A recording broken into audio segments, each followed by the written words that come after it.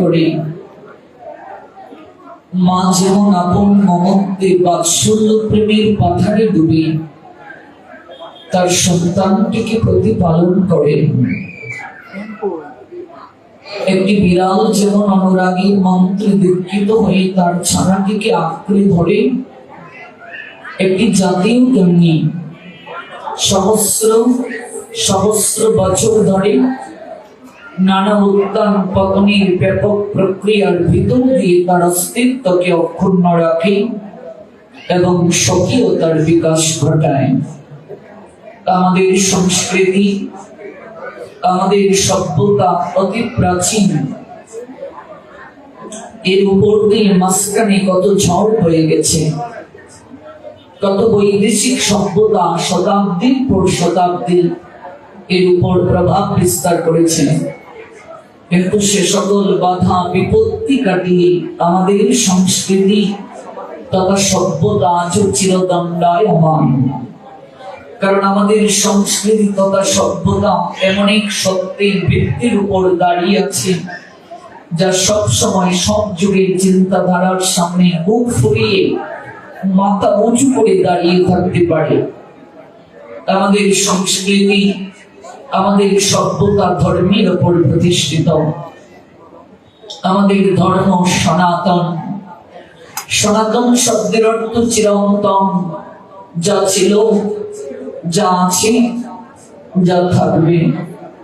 এই পৃথিবীতে আপনি যত মত পথ দেখতে পাচ্ছেন সকল কিছুই সনাতন থেকে সৃষ্টি। ভগবানের অনন্ত নামের মাঝে একটি নাম হলো সনাতন। ভগবানের নাম অনুসারে আমাদের ধর্মের নাম। ভগবান নিজেই বলছেন শ্রীমদ্ ভগবত গীতার সপ্তম অধ্যায় জ্ঞান বিজ্ঞান যুগের 7 নং শ্লোকে, আমি থেকে শ্রেষ্ঠ আর কেউ নেই, মত্ত পরতরম ন অন্য কিঞ্চিদস্তি ধনঞ্জয়। হে ধনঞ্জয়, আমার থেকে জগতে আর কেউ শ্রেষ্ঠ নয়। সূত্রে যেমন মণিসম গাথা থাকে, তেমনি সমস্ত বিশ্ব আমাকে অতপ্রতভাবে জড়িত থাকে। Rod of oil that is not truth superior to me. Everything rests upon me as Balash Brahman dread, said Almighty Creator Krishna, Srimad Bhagavad Gita, 7th chapter, Gyan Vigyanil, 7 bars. So my dear commemorate, please listen attentive what I say. Or from God out of value that is not truth superior to me. Everything rests upon me as Balash Brahman dread, Matta Padaram no Annat Kinchitasti Dhananjaya.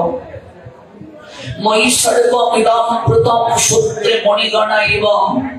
তাহলে সনাতন থেকে শ্রেষ্ঠ জগতে আর কিছু নেই। সনাতন থেকে সকল কিছুর সৃষ্টি হয়েছে। পৃথিবীতে সনাতন ছিল, সনাতন আছে, সনাতন থাকবে। সনাতন অনাদির আদি, সনাতনী সর্বকারণের পরম কারণ। অহং সর্বস্ব প্রভব মত্ত সর্বম প্রবর্ততে ইতিমত্তা ভজন্তে মাম বুধা ভাব সমন্বিতা। শ্রীমদ্ ভগবদ গীতা 10ম অধ্যায় বিভূতি যোগ শ্লোক সংখ্যা 8। অর্জুন, আমি জড় চেতন জগতের সকল কিছুর উৎস। এই পৃথিবীতে যা কিছু দেখতে পাচ্ছ, এই জড় জগতে কিংবা চেতন জগতে সকল কিছু আমার থেকে সৃষ্টি।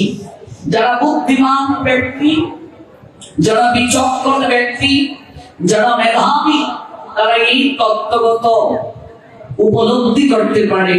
এই তত্ত্বটি উপলব্ধি করে আমার আরাধনা করে আমাকে জানতে চায়, আমার কথা শ্রবণ করতে চায়। I am the source of all spiritual and material worlds. Everything emanates from me, the intelligent person, the meritorious person, the wise person who perfectly know the end, gazing by devotional service and worship me with all their heart. Said Almighty Creator Krishna, Srimad Bhagavad Gita 10th chapter, Vibhuti Yoga 8 bars. জগতে যারা বুদ্ধিমান তারাই সনাতনকে উপলব্ধি করতে পারে, তারাই সনাতনকে জানতে চায়, সনাতনকে জানার জন্য অভিলাষী হয়। আপনারা আজ যারা মনুষ্য জীবনের মুক্তির নিকেতন, যেখানে এসে আমাদের সকল চাওয়া পাওয়া নিঃশেষ হয়ে যায়, আমাদের সকল কিছু ইতি হয়, গন্তব্য এই স্থানটাই মা, কিন্তু এই জায়গাটায় আসতে আমাদের কতটা পথ অতিক্রম করতে হয়। মনুষ্য জীবনের একমাত্র মুক্তির আলয়, যেখানে আসলে সকল কামনা বাসনা ধাউ ধাউ করে কয়েক ঘন্টার চিতার আগুনে পুড়ে ছাই হয়ে যায়। সকল কিছু একটা জায়গায় এসে মিশে যায়। সমুদ্রের ফেনা যেমন ক্ষণে সৃষ্টি ক্ষণে লয়, মায়ার সংসারে খেলা সেইভাবে হয়। কেহ নহে মাতা পিতা আত্মীয় স্বজন, সবাই ফেনার মতো থাকে অল্পক্ষণ। সমুদ্রের ফেনা যেমন সমুদ্রে মিশয়, পঞ্চভূতের দেহ তেমনি হয়ে যায় লয়। কত দেহ এইভাবে ধরো এ শরীরই, অনিত্য দেহে তুমি আত্মীয় তাহারি। এই অনিত্য দেহটা যেখানে নিঃশেষ হয়ে যায়, পঞ্চভূতের দেহ পঞ্চভূতে যেখানে মিশে যায়, যেটিকে মুক্তির সোপান, মুক্তির নিকেতন বলা হয়, সেই স্থানটি হলো মহাশ্মশান। এই বিশ্ব প্রকৃতির চিরায়ত রীতি অনুসারে পৃথিবী জুড়ে চলছে পালা বদলের খেলা। তাই সে খেলার সোপান বেয়ে একদিকে যেমন বেজে ওঠে আগমনী সুর, ঠিক তেমনি সময় অন্যদিকে বেজে ওঠে বিদায়ের করুণ সানাই। আগমনী সুরের নৃত্যের মূর্ছনায় অমোঘ ঘন আনন্দের বশবর্তী হয়ে আমাদের চঞ্চল মন ময়ূরের পাখার মতো পেখম তুলে নাচে। নতুনকে বরণ করে নেওয়ার আনন্দে আমরা কতই না বিভোর হই, আবার পুরাতনকে বিদায় দিতে গিয়ে বিষাদ রত্না করে সাঁতার কাটি। কখনো নতুনকে বরণ করে নেওয়ার আনন্দে বিভোর হওয়া, আবার কখনো বা পুরাতনকে বিদায় দিতে গিয়ে বিষাদিত হওয়া। কখনো প্রবেশ, কখনো বা প্রস্থান, কখনো আসা, কখনো যাওয়া, কখনো আগমন, কখনো গমন। এরই নাম জীবন মা। জীবন স্বল্পায়িত, বড্ড বৈচিত্র্যময়। এই আসা যাওয়ার চক্র বুহে ততদিন যাবৎ পরিক্রমা করতে হবে যতদিন না অনাদির আদি শ্রী গোবিন্দ ভগবানের চরণ প্রাপ্ত হতে পারবো। ততদিন যাবৎ এই প্রক্রিয়া চলবে। জাতস্বহী ধ্রুব মৃত্যু ধ্রুবম জন্ম মৃতস্য চ। জগতে যার জন্ম হয়েছে তাকে মরতে হবে, তাকে অন্তিম ঠিকানায় যেতে হবে, যেখানে আসলে এই নশ্বর দেহটা দগ্ধীভূত হয়, যেখানে গেলে বৈরাগ্য উদিত হয়, যেখানে গেলে মানুষ ভাবনার অথই রত্না করে কিছুটা সময়ের জন্য ডুব দেয়, যেখানে আসলে মানুষের মাঝে বৈরাগ্যের বীজ বপন করত অঙ্কুরিত পল্লবিত পুষ্পিত হয়, যেখানে আসলে মানুষের চিত্ত নরম হয়ে যায়, সেই স্থানটার নামই মহাশ্মশান। এই জন্য দেবাদিদেব মহাদেব এই স্থানটিতে তপস্যার ক্ষেত্র রূপে আসন বিছিয়ে নিলেন। মহাদেব আর কোন স্থান নিলেন না, এই মহাশ্মশানটাকে নিলেন। আজকে সেই বৈরাগ্য প্রাপ্তির বিশেষ নিকেতন, মনুষ্য জীবনের মুক্তির সোপান মহাশ্মশান। বাংলাদেশের নরসিংদী জেলা মাধবদী আনন্দী মাধবদী মহাশ্মশান শিব কালী মন্দির প্রাঙ্গণে আমরা উপবেশন করেছি একটা বিশেষ তিথিতে, পূর্ণ লগ্নে, আষাঢ়ী পূর্ণিমা তিথি, যে তিথিকে গুরু পূর্ণিমা তিথি বলা হয়। জগৎ গুরু, আদি গুরু কৃষ্ণ দ্বৈপায়ন বেদব্যাসের আজ আবির্ভাব তিথি।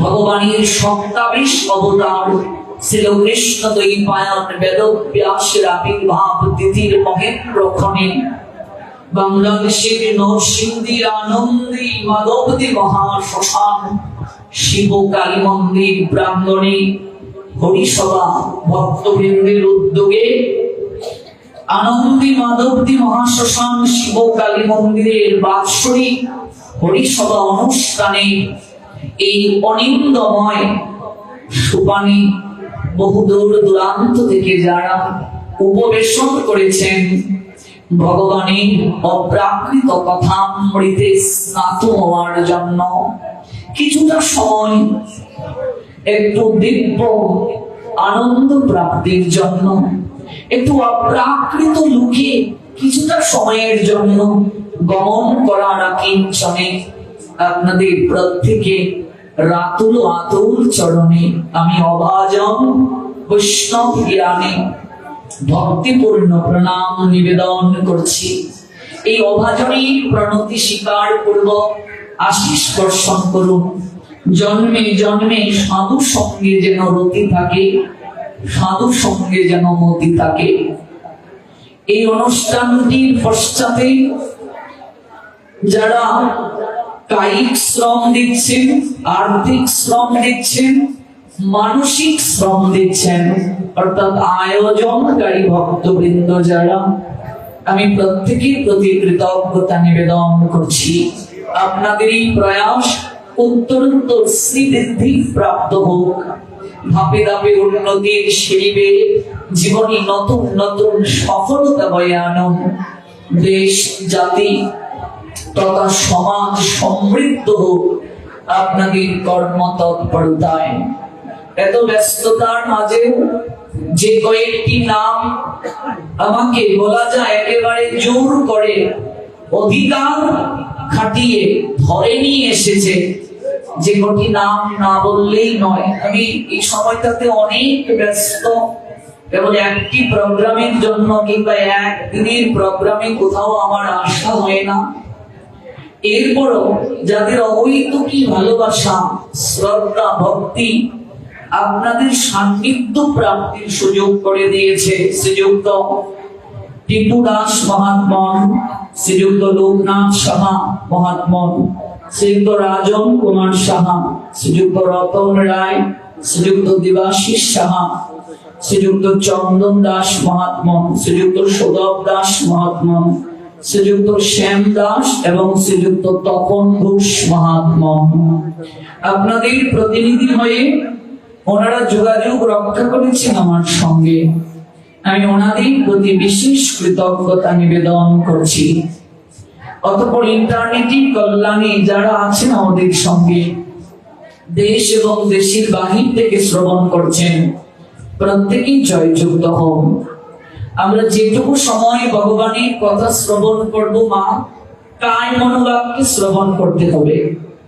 যদিও এক পেয়ার সাউন্ড প্রাঙ্গণের তুলনায় খুব কম হয়ে গেছে, আর মনিটর থাকলে আরো ভালো হতো। সবচেয়ে দুর্ভাগ্য হলো আমরা বিয়ে বাড়িতে, গায়ে হলুদে, পুজো পার্বণে আমরা 4 পেয়ার 5 পেয়ার ডিজে আনি, আর গীতা ভাগবত পাঠের মুড়ির টিন আমরা নিয়ে আসি। এটি আমাদের জন্য দুর্ভাগ্য, এটি আমাদের জন্য লজ্জা, এটি আমাদের জন্য অশ্রদ্ধারই একটা বিশেষ পরিচয়। সাউন্ড যদি ভালো না হয়, বক্তা আস্বাদনে আনন্দ পান না, আর বক্তা যদি আনন্দ না পান, শ্রোতা কেমন করে আনন্দ পাবে?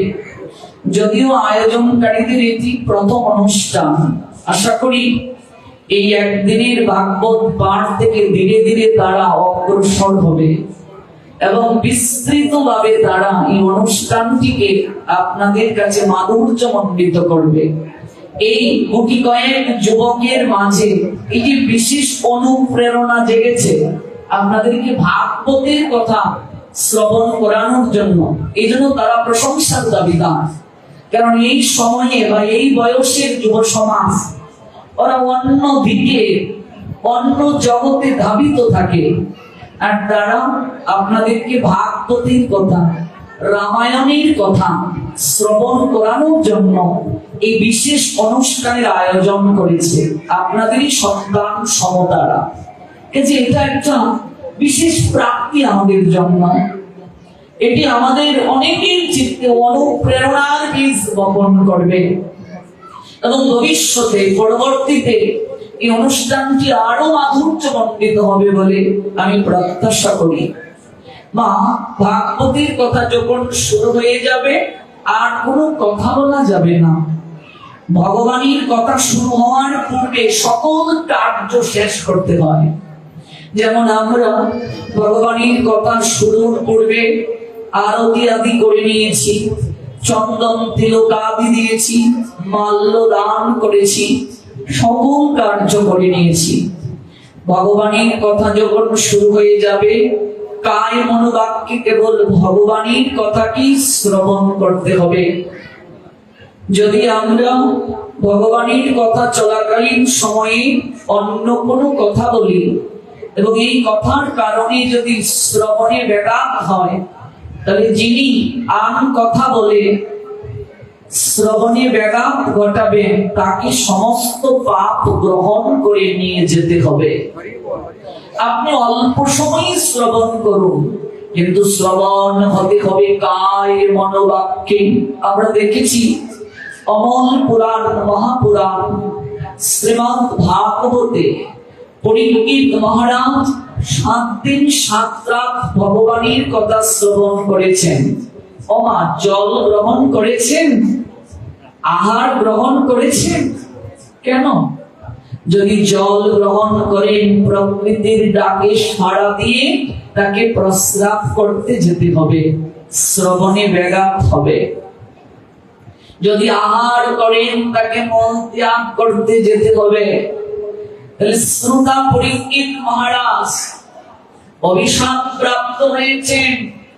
তক্ষক নামক সর্প দংশনে 7 দিনের মাঝে তার জীবন প্রদীপ নিভে যাবে।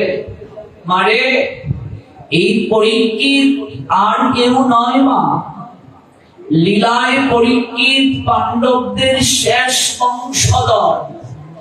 আর তত্ত্বগত দিক থেকে আমরা সবাই পরীক্ষিত। পরীক্ষায় যিনি উত্তীর্ণ তিনি পরীক্ষিত। তক্ষক সর্প, মৃত্যু নামক তক্ষক সর্প আমাদের প্রত্যেকের পিছনে ধেয়ে আসছে দংশন করার জন্য। শুক্রবার থেকে শনিবার এই 7 দিনের মাঝে আমাদেরকেও মরতে হবে। পক্ষান্তরে আমাদেরও আয়ু এই 7টি দিনেই মা। এই বেশ আসন থেকে উঠতে পারবো কিনা নিশ্চয়তা নেই। আপনি আমি বাড়ি ফিরে যেতে পারবো কিনা কোনো নিশ্চয়তা নেই। যে কোনো সময় আমাদের জীবনের বেলা ডুবে যেতে পারে। মৃত্যু নামক তক্ষক সর্প দংশন করে দিতে পারে। একজন মৃত্যু পথযাত্রী ব্যক্তির কর্তব্য কি? পরীক্ষিতকে উদ্দেশ্য করে সুখদেব গোস্বামীপাদ জগৎকে জানালেন, তস্মাৎ ভারত সর্বাত্মা ভগবান ঈশ্বর হরি শ্রুতব্য কীর্তিতব্যশ্চ স্মর্তব্যশ্চ তভয়ঃ। 18,000 শ্লোকের মাঝে অন্যতম শ্লোক ভাগবতে, যেখানে সুগমণি বলছেন, হে ভারত, প্রতিটা জীবের কর্তব্য হচ্ছে সর্ব আকর্ষণ পরম ঐশ্বর্যমণ্ডিত ভগবান শ্রী হরির কথাকে শ্রবণ করা। তার নাম হরি। তিনি কেবল জীব সকলকে মায়ার কবল থেকে হরণ করতে পারেন। আমরা কলিগত মনুষ্য জীব মা। সত্য ত্রেতা দাপরের মতো আমাদের আয়ু নেই। সত্য যুগে মানুষের আয়ু ছিল 1 লক্ষ বছর। ত্রেতা যুগে মানুষের আয়ু 10,000 বছর ছিল। দাপর যুগে মানুষের আয়ু 1000 বছর ছিল। আর এই কলিহত মনুষ্য জীব, আমাদের নির্ধারিত কোনো আয়ু নাই। যে কোনো সময় আমরা মরে যাব। কাজে আমরা ওই বিগত 3 যুগের মানুষের মতো কঠিন পরিশ্রম করতে পারবো না, আমরা কঠিন ভজন করতে পারবো না। আয়ু নেই, বুদ্ধি নেই, শ্রবণ শক্তি নেই, ধৈর্য নেই, কোনো কিছুই নেই।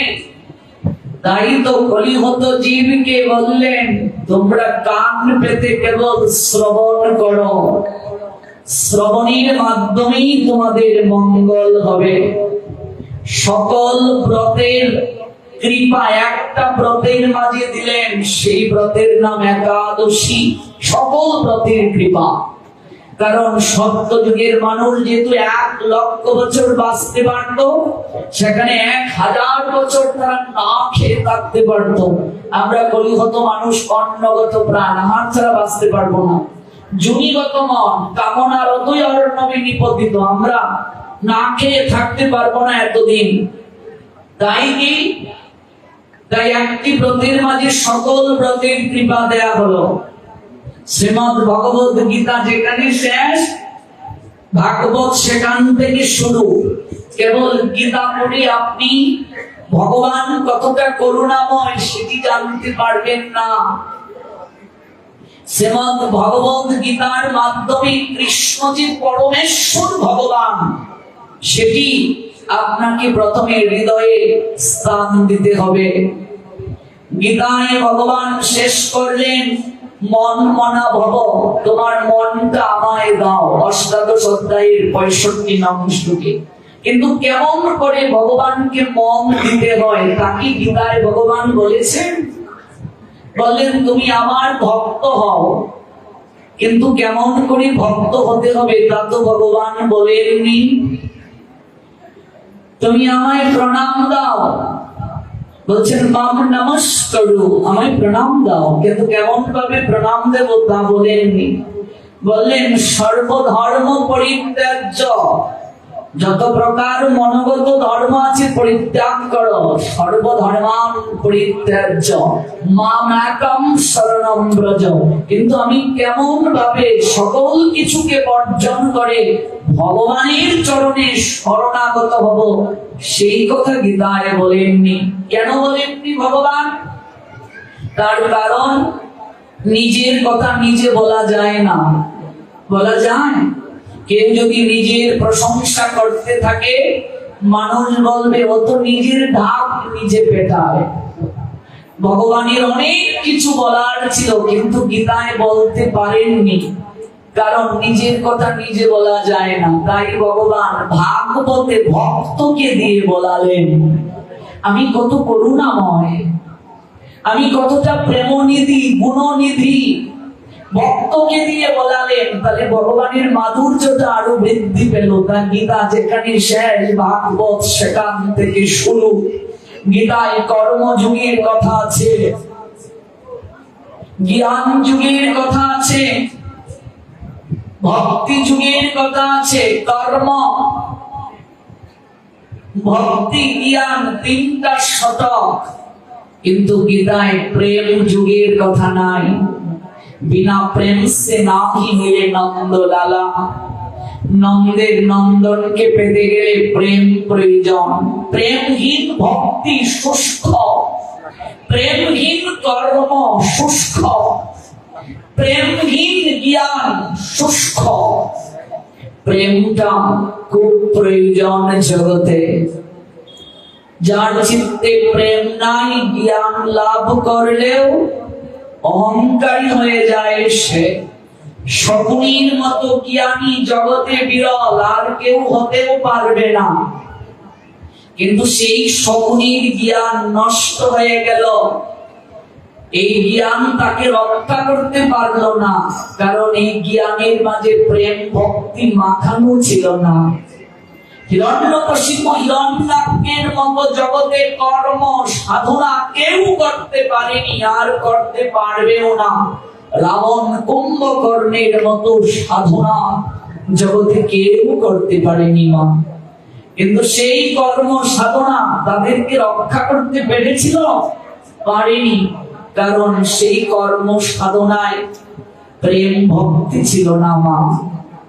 অথচ যশোমতী মা ব্রজের গোপিকা যারা, ওদের তো পাণ্ডিত্য নেই, ওদের তো জ্ঞান নেই, কিন্তু গোলকের গোলকপতি ভগবান, অনন্ত কোটি বিশ্ব ব্রহ্মাণ্ডের মালিক ভগবান, তাকে উদুকলের মাঝে প্রেমের দড়ি দ্বারা বন্ধন করে ফেললেন। প্রেমের দড়ি দ্বারা বন্ধন করে ফেললেন। ভগবান প্রেমে বশীভূত। তিনি যে প্রেমে বশীভূত, এটি কি গীতায় আছে? নিশ্চয় আছে।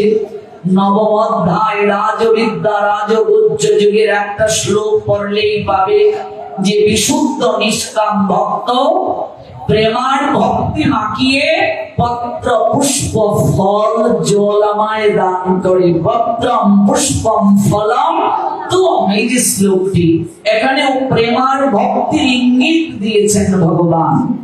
ওই ভাগবত হলো ভক্তি শাস্ত্র, প্রেম শাস্ত্র।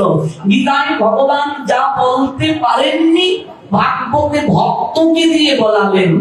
ভক্তের লীলা করে তিনি জগৎকে শিক্ষা দিলেন ভাগবতে। ওই ভাগবতে পরীক্ষিত মহারাজকে উদ্দেশ্য করে আমাদের সবাইকে সুখদেব গোস্বামী পাদ বললেন, তার আগে জেনে যান গীতাকে পাশ কাটিয়ে ভাগবতে যাওয়া যাবে না। গীতা ভগবানের মুখ নিঃসৃত বাণী, গীতা ভগবানের হৃদয়, শুধু হৃদয় নয়, গীতা ভগবানের পরম পদ, গীতা ভগবানের গুরু। গীতাকে আশ্রয় করে ভগবান জগৎ সংসার প্রতিপালন করেন। গীতাকে পাশ কাটিয়ে ভাগবতের স্তরে যাওয়া যাবে না। গীতায় ভক্তের জন্য ভগবানের প্রাণ কেঁদেছে, দরদ দিয়ে রোগ নিরাময় করেছেন ভগবান গোবিন্দ। অপূর্ব মধুর কথা অর্জুন শুনেছেন মন প্রাণ দিয়ে, মুখে তার কোনো কথা নাই, কেবল মাঝে মাঝে দু একটা জিজ্ঞাসা। বিষাদগ্রস্ত রোগী 18 অধ্যায় শেষে অনুভব করলেন তিনি সম্পূর্ণ সুস্থ। একটা রোগী যখন ডাক্তারের কাছে যায়, at first the patient explained his symptom, the doctor prescribed him. রোগী যদি ডাক্তারের কাছে লক্ষণ খুলে না বলে, ডাক্তার তাকে প্রেসক্রিপশন দিতে পারবে মা? আর প্রেসক্রিপশন রোগী যদি পাঞ্জাবির পকেটে রেখে দেয়, ফার্মেসিতে যদি না যায়, ঔষধ যদি না কিনে, সেবন যদি না করে, তার রোগ নিরাময় হবে? তাহলে ভব রোগের দ্বারা আক্রান্ত আমাদের প্রতিনিধি অর্জুন। আমরা সবাই একটা রোগগ্রস্ত, ওই রোগটা হলো ভবরোগ। ভবরোগটা কি? আমরা জন্মগ্রহণ করছি, আবার মরছি, আবার জন্মগ্রহণ করছি, আবার মরছি, বারংবার জগতে আসছি আর যাচ্ছি। প্রমাণ কোথায়?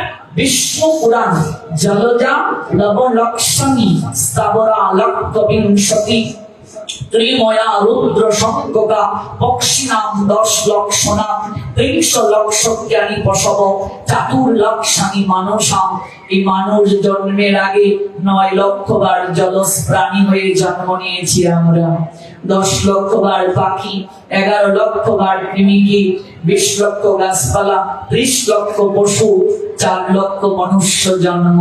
এই যে বারংবার জন্ম মৃত্যুর চক্রাকারে আবর্তিত হওয়া, একটা জটর পরিক্রমায় কত যন্ত্রণার মা আমরা পরিভ্রমণ করছি।